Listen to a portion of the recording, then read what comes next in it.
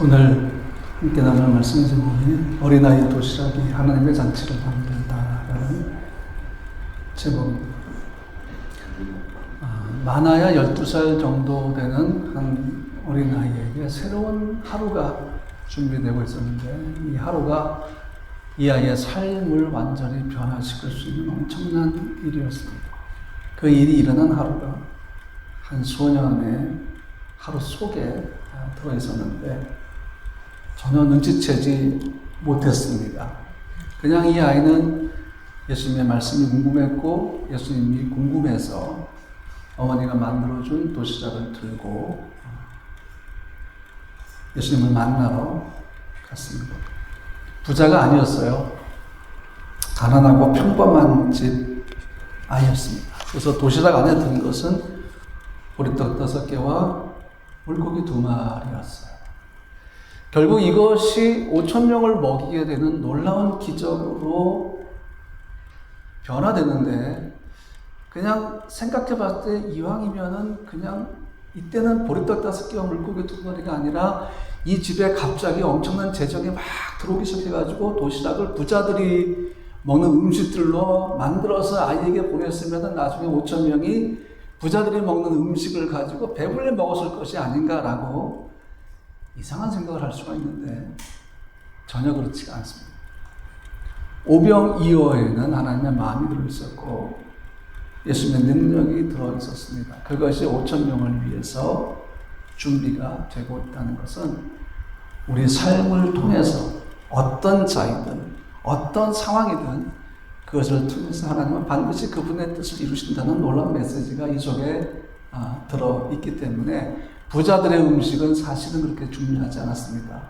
보리떡 5개와 물고기 2마리가 5,000명을 배불리 먹게 했다 라는 말씀 보면 배불리 먹었구나 그런 생각을 해보면 만약에 이 음식의 맛이 없었더라면 배불리 먹었을까 사람들이? 그럴 리가 없었을 것입니다. 모든 음식의 종류와 맛과 그것의 가치는 우리가 어떤 의미를 부여하는가에 따라서 달라지기 때문입니다. 이 아이는 보통 8살에서 12살 정도의 소년인데 그 당시에서 갈릴리에서는요 그 어머니가 아침 일찍 작은 천보자기나 가죽 주머니에 보리떡과 절인 생선을 싸주는 게 흔했습니다. 오늘날로 치면은 도시락이 되겠죠. 왜 하필이면 보리떡과 물고기였는가 하면 이 당시 갈릴리 사람들의 가장 대표적인 식사였습니다. 농부들은 보리를 재배했고 어부들은 갈릴리 호수에서 생선을 잡았죠. 갈릴리 사람들의 일상을 보여주는 음식이 오병이어였습니다. 예수님은 왕의 식탁이 아니라 백성들의 가장 평범한 식탁을 사용하셔서 5,000명을 먹이시는 기적을 일으켜 주셨습니다.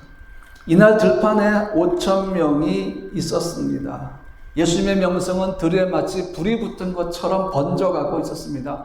그 예수님의 불길 가운데 5,000명이 전부 모였습니다. 그런데 이들은 아무도 먹을 것에 대한 대책을 갖고 있지 않은 사람들로 보입니다. 그래서 문제가 엉뚱한 데서 벌어지고 있었습니다. 그것은 뭔가 하면 배고픔을 어떻게 해결할 것인가. 시장에서 음식을 구하고 싶어도 시장은 아주 먼 곳에 있었습니다. 외딴 지역이 이 들이기 때문이죠. 해가 저물어 가고 있었습니다.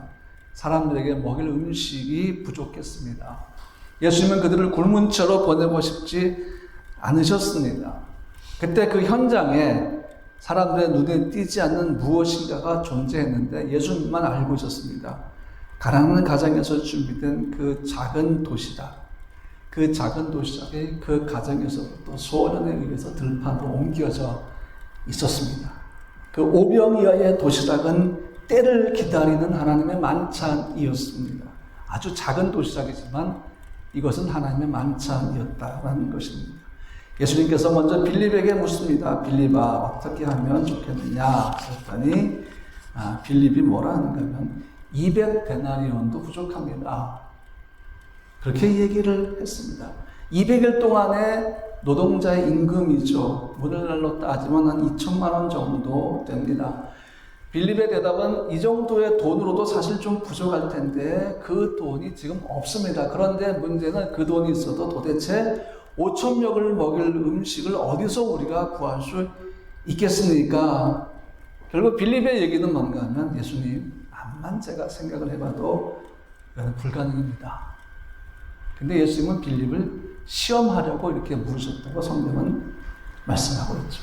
빌립은 그 시험에 합격하지 못했습니다. 그 다음에 안드레가 등장을 합니다. 어린 소년의 도시락을 들고 와서 이것이 있는데 무슨 소용이 있겠습니까? 라고 또 얘기합니다. 도시락을 들고 온 건 너무 잘한 일인데 이 안드레는 뭐라는가 하면 구할 수 있는 건 5병이어밖에 없는데 예수님 도대체 이걸로 어떻게 50명을 먹일 수 있겠습니까? 지금 이 안드레는 이 도시락을 갖고서 뭘 설명합니까? 너무 부족합니다. 음식을 구하기는 했는데 역시 이 문제는 해결되지 않습니다. 한순간 어린 아이의 도시락의 가치와 그 아이의 드림의 마음과 예수님의 능력이 철저하게 배제되고 있는 들판이었습니다. 상황이 점점 더 어려워지고 있었습니다. 자, 이런 상황이 되면 보통 우리는 작은 것의 절망에 대해서 한번 생각을 해보게 됩니다. 우리는 스스로 매우 강하고 잘났다고 생각하기보다는 아주 많이 종종 나는 참 부족해, 나는 참 연약해 라는 생각을 굉장히 많이 합니다. 내가 뭘 할 수 있을까? 내 앞길은 어떻게 열릴 것인가? 어떤 큰 문제가 닥치면 가장 먼저 우리의 마음에 걱정이 앞서고 염려가 앞섭니다. 그러면 그 현실적인 상황이 우리를 거대한 산 앞으로 데려가서 그 사이즈에 압도당하게 만든 다음에 절망의 단계로 밀어넣어 버리니까 얼마나 힘들겠습니까? 그러면서 그 상황이 우리에게 이런 메시지를 줍니다. 이게 너다.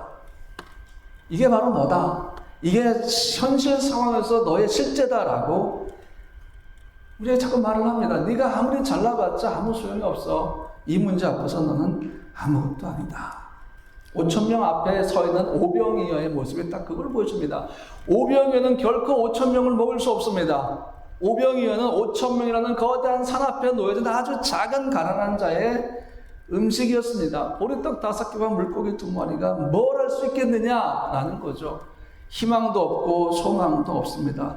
이 산을 넘으려면 적어도 그 산보다 커야 되는데 그러려면 그 산보다 훨씬 더 큰 보리떡이 필요한데 생선이 필요한데 이거는 현실적으로 또 불가능이죠. 근데 여기서 우리는 스가랴 4장 10절의 말씀을 잠깐 떠올립니다. 작은 일의 날이라고 멸시한 자가 누구냐? 하나님의 말씀. 자, 여기서 우리가 또 한 가지 생각해 보고 싶은 건가 하면 그렇다면 그런 상황 속에서 이 현실이 내가 부딪힌 현실이 내 속에 있는 어떤 것들을 깨울 것인가라는 것에 대해서 한번 생각을 해봐야 됩니다. 왜냐하면 우리가 불가능하고 어려운 상황 속에 들어갔을 때는 그 속에 있는 메시지가 여러 가지가 있어요. 그 중에 한 가지가 뭔가 하면 네 속에 있는 것들을 깨울 때가 되었다라는 것입니다. 사람에게는 보이지 않는 영역이 있습니다. 하나님이 여러분을 창조할 때 그냥 창조하신 것이 아니라 여러분 안에 그분이 따로 또 만들어주신 작품의 영역이 있다는 것입니다. 하나님의 시간에 하나님의 장소에서 그 작품이 갑자기 드러나게 되고요. 우리는 그 작품이 하나님의 마스터피스라는 것을 알게 됩니다. 여러분 안에 엄청난 것들이 들어있다는 얘기입니다.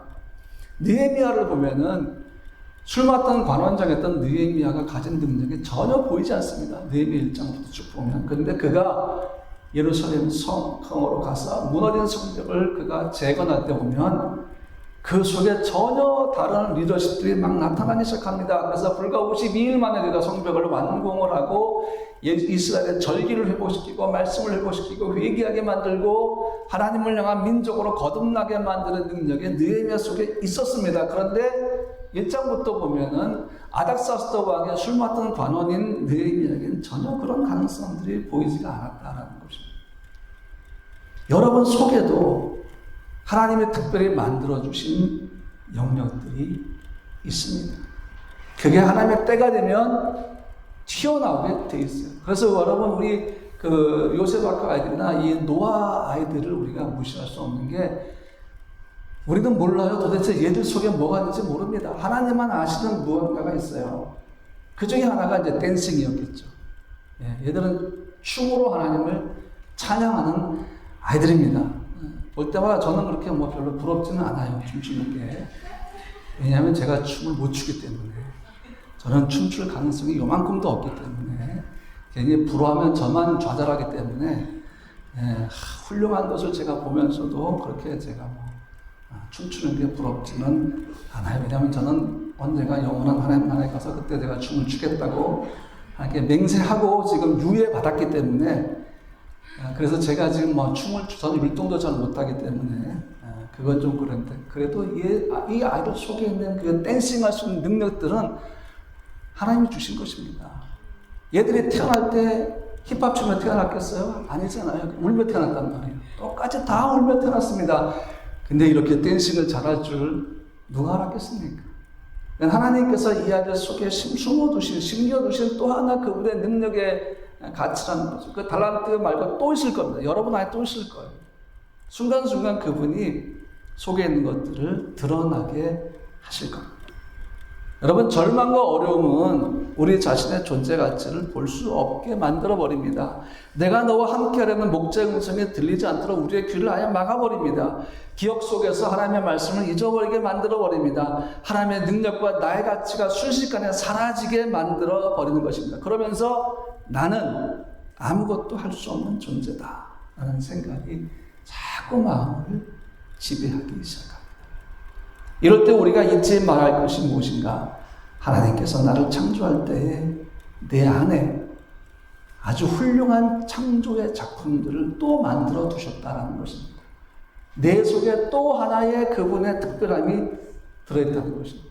내 존재 자체도 특별하지만 그분이 내 속에 만들어 주신 그 특별한 능력들이 분명히 있다는 것입니다. 그래서 기도할 때 절망과 좌절 속에 기도할 때 성령께서 부드럽게 말씀해 주십니다.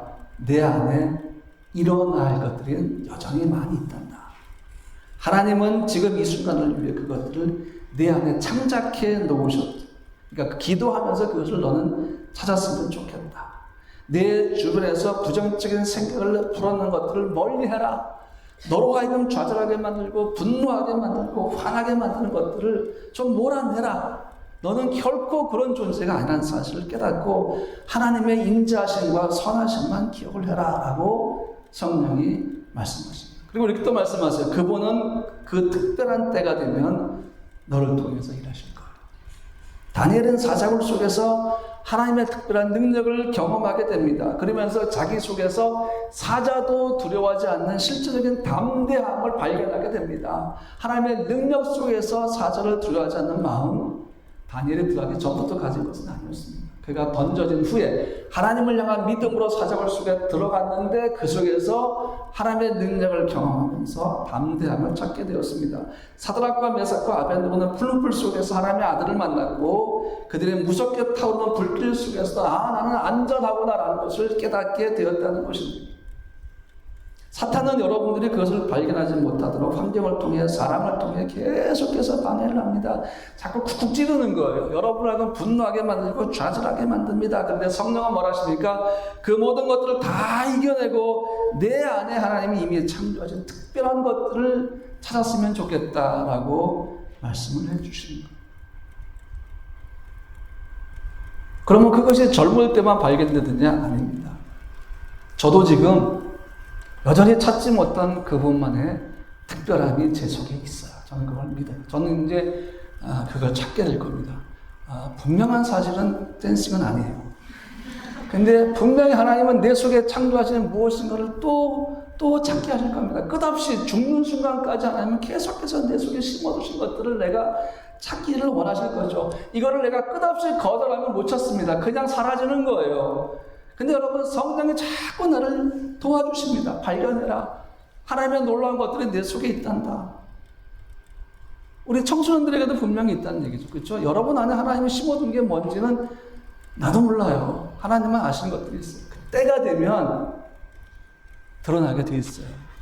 그러니까 지금이 여러분의 완성이 아니에요. 지금 여러분의 삶의 완성이 지금 이 모습이 아니에요. 과정 속에 있고 하나님은 계속해서 여러분들 하나님의 사람으로 완성해 가실 거라는 얘기죠.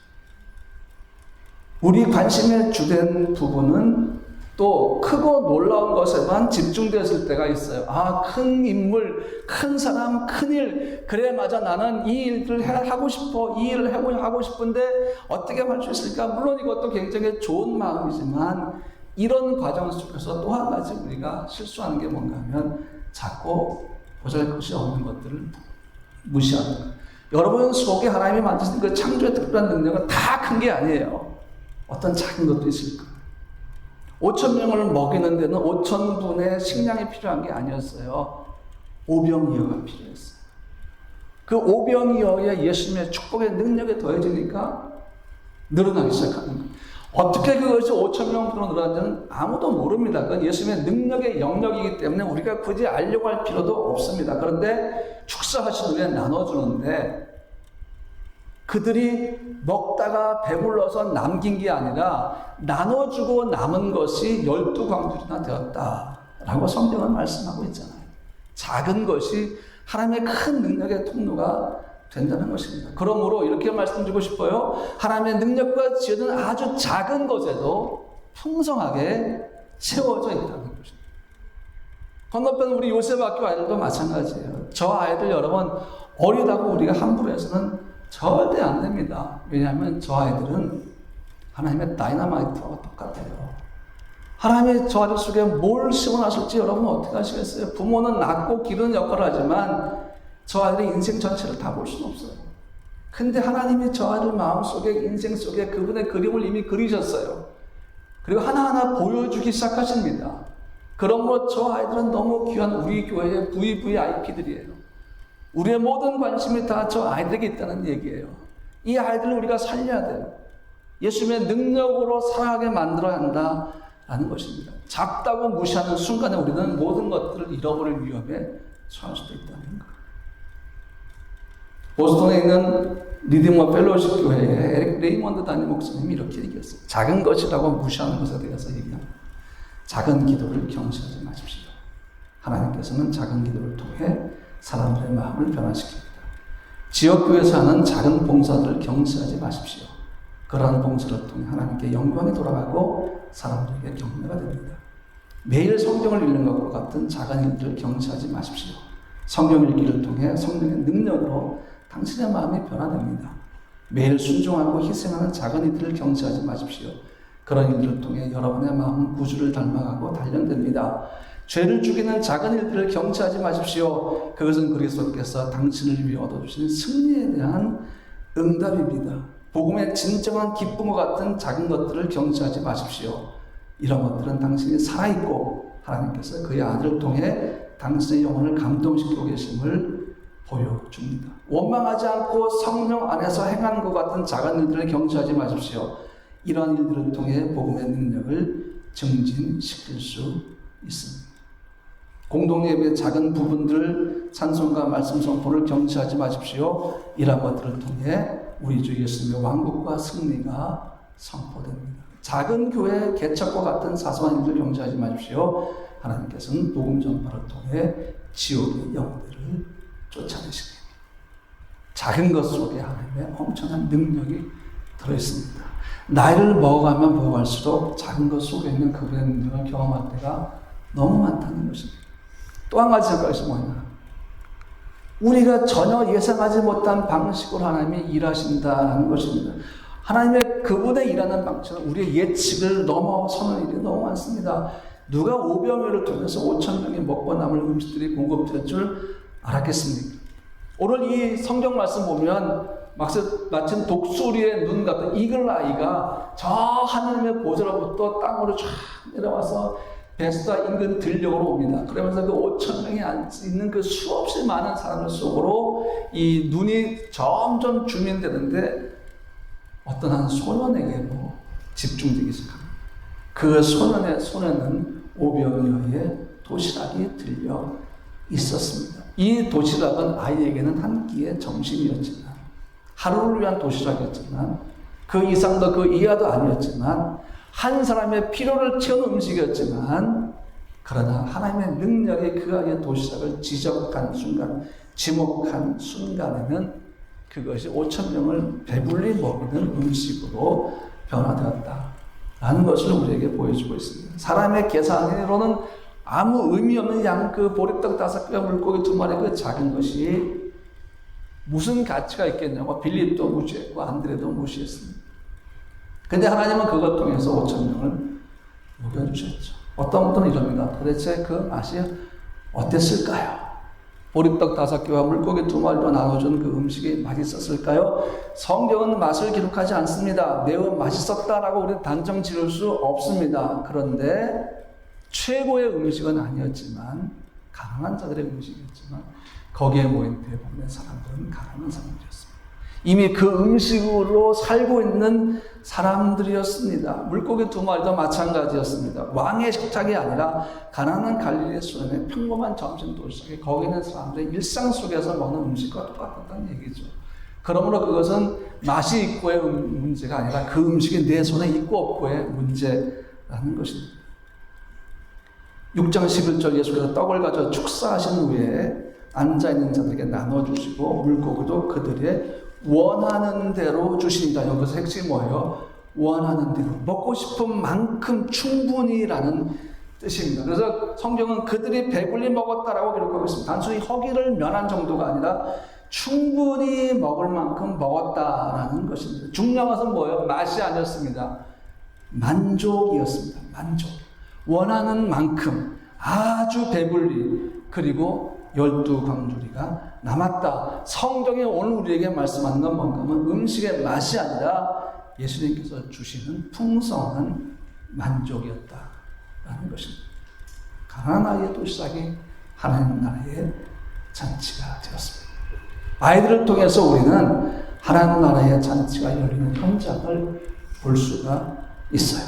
어제 구시가지 광장에서 프라하 시청의 허가를 얻어서 우리 노아 선교단이 거기서 퍼포먼스를 했습니다. 이 아이들을 통해서 하나님의 나라가 그 광장에 열렸습니다. 너무 행복했고 너무 기뻤어요. 앞에서 뒤에서 사진도 찍고 영상도 찍으면서 거기 있는 수백 명의 관광객들이 와서 아이들의 댄싱과 하나님의 찬양을 들으면서 보면서 감동하는 모습을 봤고, 특별히 어제는 미국에서 오신 목사님 가정이 또 저를 찾아와서 미국에서 왔는데 이 아이들 너무 대단하다, 너무 훌륭하다 그러는 거예요. 얘들이 제 아이들이 아니거든요. 우리 애가 아니거든요. 얘들이. 근데 마음이 너무 뿌듯한 거예요. 너무 고마운 거예요. 우연히 그 구시가지 광장을 걸어가는데 찬양이 들리더래요. 와봤더니 애들이 댄싱하는 거예요. 또 어떤 외국인은 다 손을 들고 막 두 부부가 손을 들고 한쪽에서 그냥 막 눈 감고 찬양을 듣고 있는 거예요. 나는 속으로 눈을 떠여보는데 저건 댄싱인데, 근데 눈을 감고 이렇게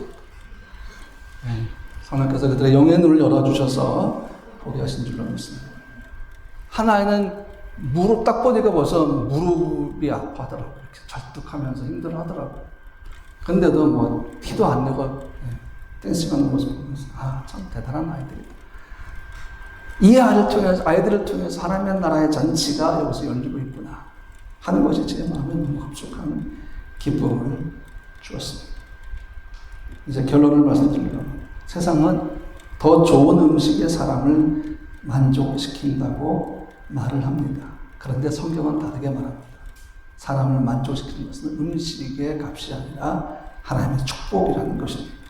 보리떡은 여전히 보리떡이었습니다. 그것이 뭔가 다른 음식으로 바뀐 것이 아닙니다. 물고기도 여전히 소금에 절인 물고기였습니다. 작은 생선이었습니다. 그런데 예수님이 손을 거치는 순간에 5,000명을 먹이는 엄청난 음식이 되었습니다. 마지막으로 전 여러분들에게 어린아이의 시선을 잠깐 좀 나누고 싶습니다. 이제 성경은 이 어린아이를 드러내지 않습니다. 그러한 어린아이라고 얘기하는데 저는 문화선교사로서 이 아이의 삶에 대해서 한번 조명해보고 싶었습니다. 이 아이의 인생에서 결코 잃을 수 없는 이 놀라운 사건, 아침만 해도 전혀 기대하지 못했던 이 일들이 저녁이 되었을 때 엄청난 기적으로 바뀌는 현장을 경험한 것입니다. 이 경험이 아이에게 한 가지 진리를 가르쳐 준 것입니다. 그게 뭔가 하면 내가 얼마나 많이 갖고 있는 게 아니라 내가 가진 것이 누구의 손에 들려지는가 하는 것을 아이가 경험한 것입니다. 빌립은 각 사람에게 조금씩 받기까지 200데나리온의 떡이 부족합니다. 땡. 빌립의 손에 그 음식이 들어가면 그냥 그걸로 끝나버립니다. 안드레도 마찬가지였습니다. 그러나 그것이 이 많은 사람에게 얼마나 되겠습니까? 안드레 손에 5병이가 들렸습니다. 그런데 아무 소용이 없었습니다. 그들의 눈에는 5,000명 대 5병이었습니다. 답이 뭡니까? 불가능이었습니다. 그런데 아이가 본 것은, 경험한 것은 달랐습니다. 5병이어 플러스 예수님이었습니다. 여러분 삶이 맞아. 여러분 삶 플러스 예수님. 여러분의 인생 플러스 성령님. 그분이 여러분의 삶을 인도하실 것입니다. 그래서 이 아이는 만약 그날 자기의 부족함 때문에 주저하고 도시락을 그냥 챙기고 내놓지 않았더라면 그 아이 인생 그냥 그렇게 흘러갔을 것입니다. 그런데 이 아이는 보았습니다. 경험했습니다. 작은 것이 예수의 손에 들렸을 때 어떻게 되는 건지를 본 것입니다. 이번에 우리가 드림스케치 페스티벌의 주제가 Anything is Possible이었습니다. 이 고백과 잘 연결이 되는 오늘 설교 말씀입니다. 이 아이에게 가장 강력했던 것이 뭡니까? 기적을 보았다는 것 이상이었을 것입니다. 왜? 5,000명이 다 기적을 보았기 때문입니다. 그런데 이 아이에게 또 다른 점이 하나가 있었습니다. 그게 뭔가 하면 내 것을 가지고 예수님이 사용하신 날이라. 내 것을 드렸을 때 예수님이 그것을 사용하셨다는 것입니다. 요즘에 스타들 보고 요즘 이제 영상 같은 거 이렇게 보면은 이제 유명한 스타들이 있으면 가서 이제 손만 잡는 것으로 막 감동해가지고 내가 평생 이 손을 안 씻으리로다. 그날 밤에 씻는데 그 감동이 너무 큰 거예요. 유명한 스타의 손을 한번 만진 것만으로도 너무 큰 감동이 되는 것이죠. 근데 여러분 예수님이 이 아이의 도시락을 사용하셨어요.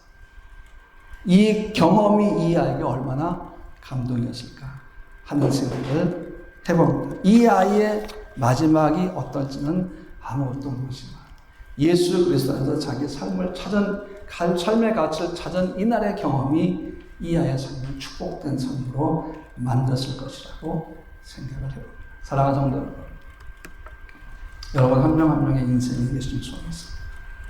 여러분 자녀의 삶이 그분의 손에 있습니다. 그분은 이미 여러분의 인생과 여러분 자녀의 삶을 가지셨습니다. 그분 손에 올려놓으셨습니다. 그리고 그분은 계획대로 그분이 그리신 그림대로 여러분의 삶과 여러분 자녀의 삶을 그려나가고 계십니다. 여러분에게는 여러분 자신의 꿈이 있지만 중요한 것은 그 꿈보다 훨씬 더 큰 God sized work을 이루기 위한 하나님 크기의 꿈이 있습니다. 그 꿈은 여러분의 인생보다 훨씬 더 큰 꿈인데 그 놀라운 꿈이 여러분의 작은 인생 속에서 이루어지는 과정을 여러분이 경험하게 되실 것입니다. 하나님을 끝까지 신뢰하고 그분을 따라가십시오. 끝까지 그분 손 놓지 말고 그분께 계속해서 여러분의 시간도 드리고 삶도 드리고 마음도 드리십시오. 그러면 하나님께서 여러분을 통해서 그분의 뜻을 이루시고 여러분에게 놀라운 은혜와 축복이 있게 될 것입니다. 그래서 이 오병이의 기적이 우리에게 최연주로 보이는 것은 뭔가 하면 복음의 역사와 동서를 보여줍니다. 작은 것에서 시작된 복음은 점점 확산되어서 5,000명을 먹이고 5만 명을 먹이고 그 모든 과정 예루살렘과 온유대와 사마리아 땅끝 예배의 동선, 회복의 동선을 우리에게 오병이는 또한 보여주고 있습니다. 그 예배의 흐름, 그 워시퍼, 예배자로서 여러분들이 워시핑 보드를 타는 워시퍼로서 여러분들은 예배 물결을 따라 열방으로 나가고 있습니다. 그래서 여러분들이 하나님은 여러분들을 프라이도 보내셨고 프랑크푸르트에도 보내셨고 또 각 나라로 보내셨고 그렇게 하십니다. 한국에도 보내시고 지금도 계속해서 예배의 물결이 여러분 쪽에서 확장되어 나가고 있다는 사실을 기억하시면서 여러분 좌절하지 마시고 절망하지 마시고 미래에 대해서 막 고민하면서 내가 뭐 할 것인가 고민은 해야 되겠지만 그 고민의 마음과 기도가 된다면 얼마나 감사하겠습니까? 여러분 인생이 하나님 손에 붙잡힌 바 되어서 하나님의 놀라운 뜻을 이루는 그런 인생이 되시기를 주님의 이름으로 축복합니다.